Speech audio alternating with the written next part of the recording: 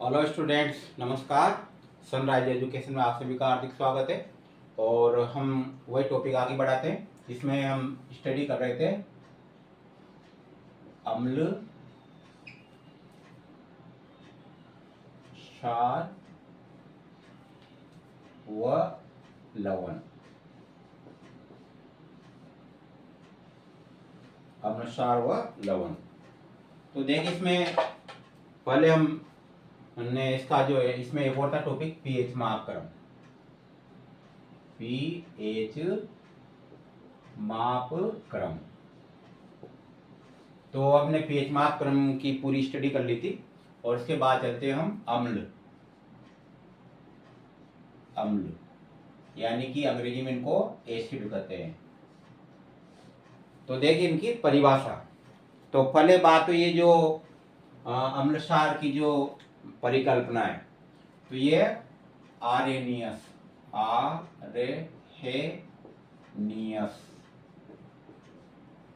Arrhenius या कई जगह इसका आरिनियस भी मिल जाता है। तो इन्होंने अम्ल व क्षार की परिकल्पना की थी। जैसे सोरेनसन ने जो है पीएच मापक्रम की परिकल्पना की थी, इसी प्रकार से इन्होंने इनकी। तो देखिए, अम्ल वे पदार्थ होते हैं जो जलीय विलयन में यानी जल में अपघटित होकर के क्या देते हैं, हाइड्रोजन धनायन देते हैं। तो देख, इसमें वे पदार्थ जो जलीय विलयन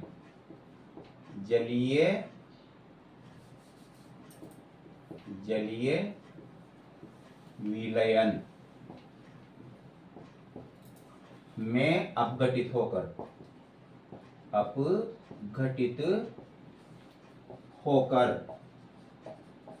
हाइड्रोजन धनायन देते हैं।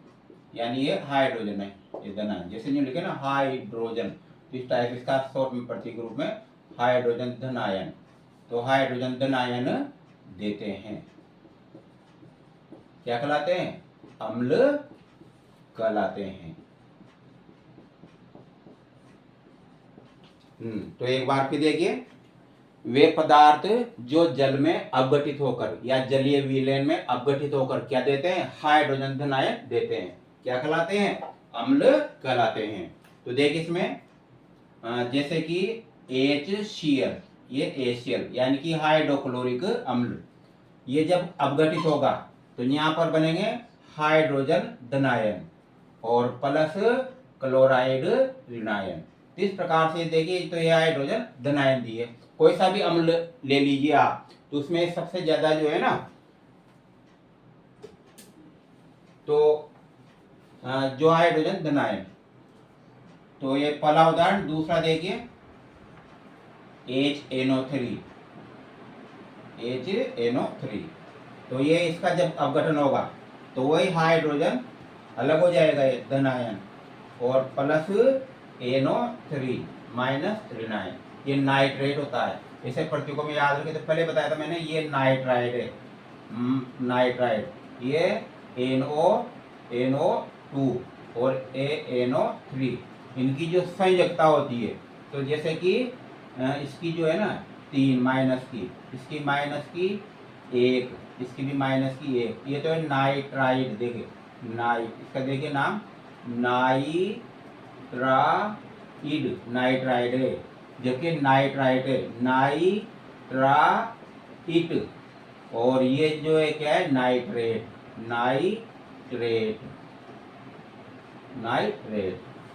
इस प्रकार से ये है। तो इसके बाद तीसरा H2SO4। तो ये भी क्या होगा, जल में अपघटित होकर के हाइड्रोजन धनायन। तो इसमें दो आगे लग रहा है ना, तो A प्लस SO4 ऋणायन। इस प्रकार से सल्फेट है, इसमें भी ऐसे कैसे चक्कर रहता है। अगर ये देखें तो सल्फाइड है, और अगर यूँ देखें SO2, तो हालांकि गैस भी हो जाती है SO2 में, लेकिन जब माइनस में जाए तो क्या होता है, ये सल्फाइड होता है। और SO4 में ये, इसमें एक और रूप है, जैसे देखें ना, एस सल्फाइड, SO3, यहाँ पर SO2 आए तो ये गैस है, तो ये सल्फाइड, और ये अगर SO4 आए तो क्या है ये सल्फाइड, सल्फाइड, इस प्रकार सॉरी सल्फेट, ये सल्फेट रहता है, और ये एस केवल रहता है वह सल्फाइड रहता है, सल्फाइड। तो S-1 सल्फाइड -1, तो इसका जैसे जो देखे ना NaSO4, तो इसका मतलब इसकी संयोजकता 2 है, तो यहाँ 2 लगेगा, इसलिए इसकी मतलब यहाँ पर देख लो ना आप SO4 संयोजकता 2 होती है, संयोजकता 2 होती है, और इस प्रकार संयोजकता 2 होती है। तो कहने का अर्थ है इस टाइप से ये पदार्थ बनते हैं।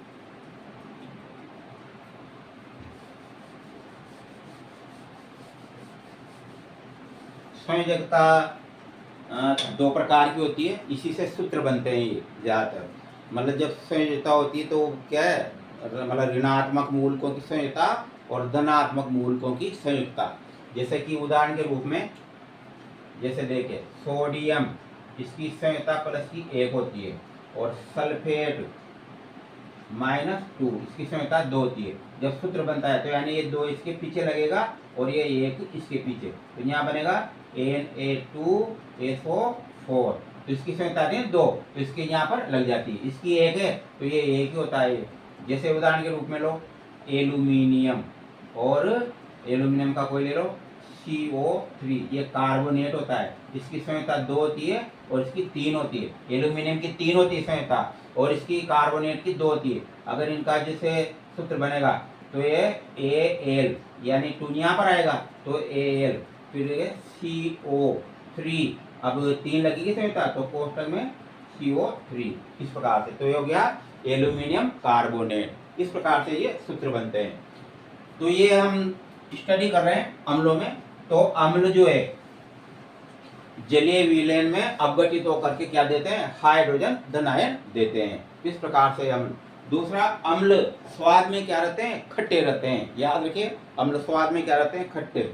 और उसके बाद तीसरा, अम्ल जो होते हैं वह नीले लिटमस पत्र, एक जैसे उदाहरण के रूप में ये आपने लैब में देखा होगा, साइंस के स्टूडेंट है तो 2 प्रकार के होते हैं, एक तो रेड वाला और एक नीला। 2 लिटमस पत्र होते हैं, एक तो रेड,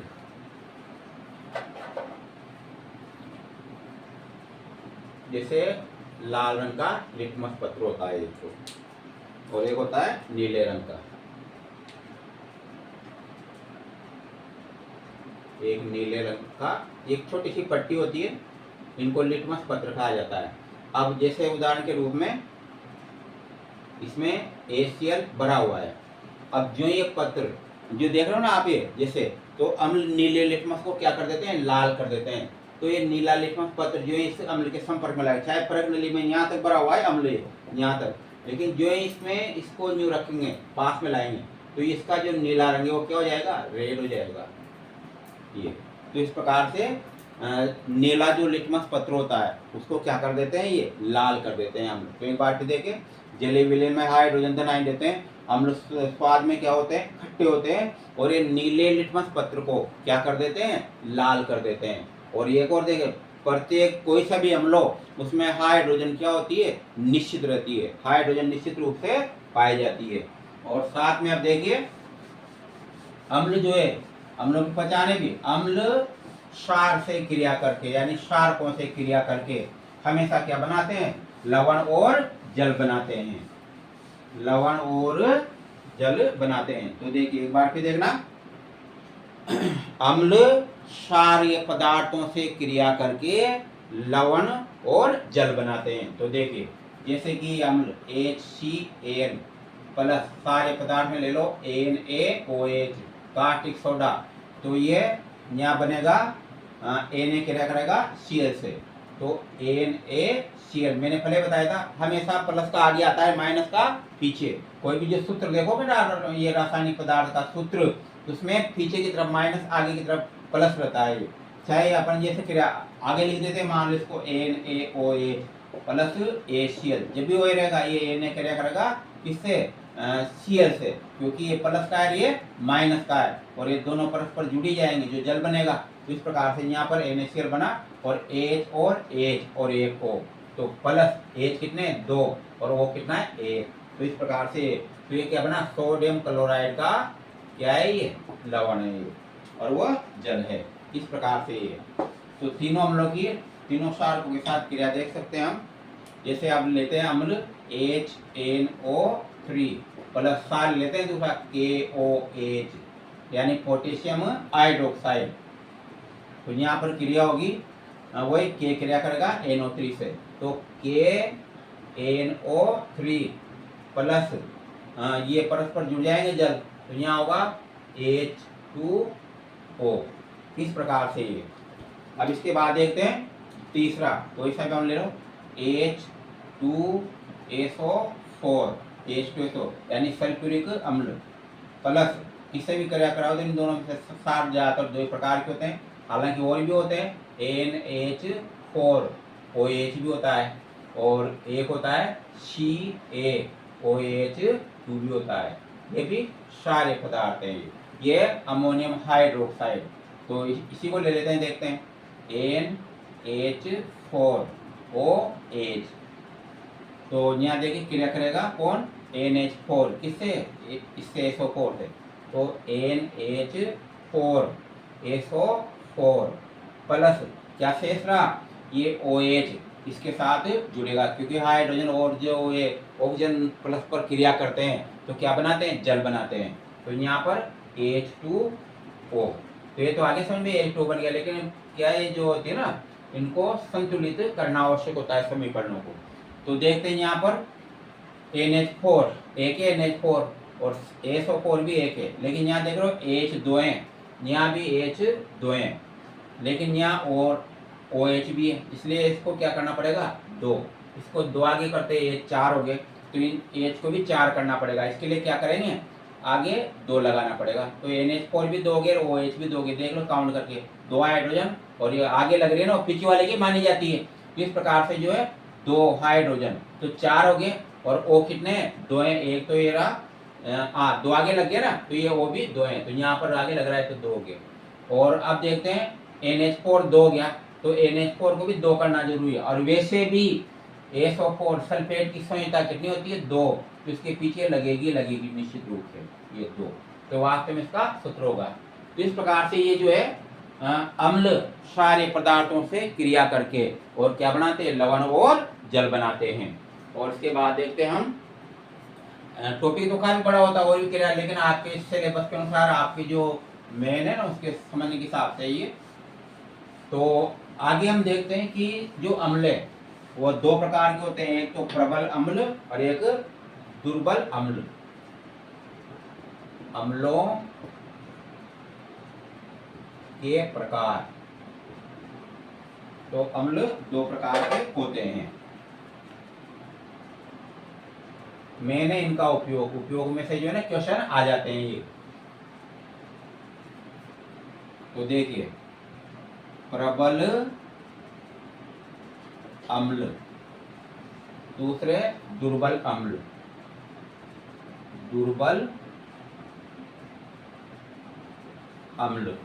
तो प्रबल अम्ल में शामिल है, मैंने नाम बता दिया था पहले आपको, Na अम्ल है ना, तो देखिए इसमें तो अम्ल में HCl यानी हाइड्रोक्लोरिक अम्ल, दूसरा है HNO3 यानी नाइट्रिक अम्ल, और एक होता है H2SO4 यानी कि सल्फ्यूरिक अम्ल गंधक अम्ल, ये तो नमक अम्ल, ये सोडिक अम्ल और ये गंधक अम्ल।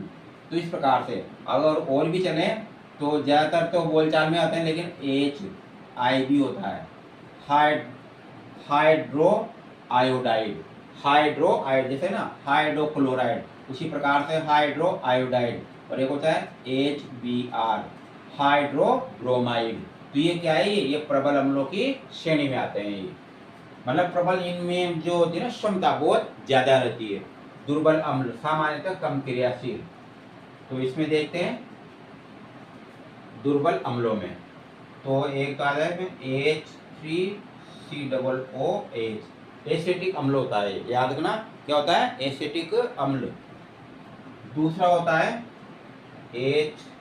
H3PO4, फास्फोरिक अम्ल होता है ये।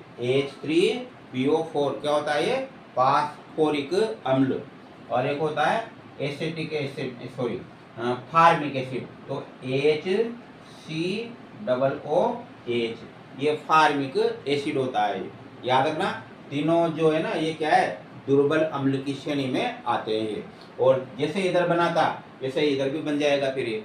तो जैसे कि यहाँ पर है ना हाइड्रो, तो इसी प्रकार से इसमें भी कुछ ऐसे होते हैं जो इसमें श्रेणी में आते हैं। जैसे कि इसी का रूप ले लो आप ये वाला, तो अगर H2SO3 लिख दें यहाँ पर, या फिर HNO2 लिख दें, तो क्या हो जाएंगे, ये भी दुर्बल अम्ल की श्रेणी में आ जाएंगे। लेकिन ज़्यादातर आप ये जो तीन है इनको मुख्य रूप से याद रखिए, तो ये इस श्रेणी में आते हैं। और अगर इसका लिया जाए तो जैसे ये जो हाइड्रो आयोडाइड है, तो वैसे HF आता है, हाइड्रोफ्लोराइड, HF हाइड्रोफ्लोराइड, ये भी क्या होता है, दुर्बल अम्ल की श्रेणी में आता है ये। तो इस प्रकार से ये, तो ये प्रबल और दुर्बल अम्ल हो गए। लेकिन अब आगे मेन जो क्वेश्चन बनता है वो है कि ये अम्ल किसमें पाए जाते हैं। जैसे बोलचाल में आगे का टॉपिक तो कल पढ़ेंगे, थोड़ा टाइम की प्रॉब्लम है, तो इसमें फिर भी बता देता हूँ। जैसे कि साइट्रिक अम्ल या एस्केरिबिक जो एसिड है नींबू संतरा में पाया जाता है। टार्ट्रिक अम्ल इमली में पाया जाता है। लैक्टिक अम्ल जो है वह दही में पाया जाता है। तो इसी प्रकार से जो है ना इनकी उपयोगिता होती है। मेलिक अम्ल जो है एप्पल सेव में पाया जाता है। ऑक्जेलिक एसिड है लाल टमाटर में पाया जाता है। तो ऐसे कल उनको नोट करवाएंगे, बाकी कल स्टडी करेंगे।